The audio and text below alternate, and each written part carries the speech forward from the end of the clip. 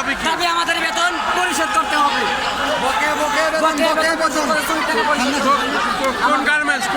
সাঙ্গো textile limited. হ্যাঁ, সাঙ্গো textile limited, ও, তাই? 280 সাভার ঢাকা।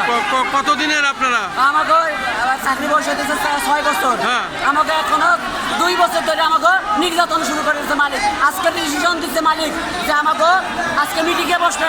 মালিক এখনো মিটিংয়ে বসে নাই। সকাল থেকে এ পর্যন্ত আমরা রাস্তায় অবরোধ করতেছি, মালিক এখনো ডিসিশন দেয় নাই। আপনারা কয় মাসের টাকা পাবেন? আমরা 4 মাসের টাকা পাবো এখনো। 4 মাসে? 4 মাসের টাকা পাবো এখনো। 4 মাসের টাকা আমাকে এখনো পরিশোধ করে নাই। মালিক আজকে ডিসিশন দিয়েছে বেলা মিটিংয়ে বসবে, এখনো মালিক মিটিংয়ে বসে নাই। কতজন শ্রমিক আপনারা? আমরা 3000 শ্রমিক। 3000? 3000 শ্রমিক। এখন আমরা কি অনার থাকবো? কি নাম আপনার? কি নাম? মোহাম্মদ আদম আলী।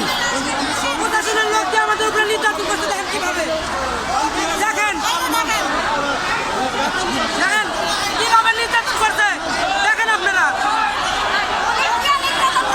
আপনি বলছিলেন যে মাদক সেবন করে, আপনি বলছিলেন যে মাদক সেবন করে।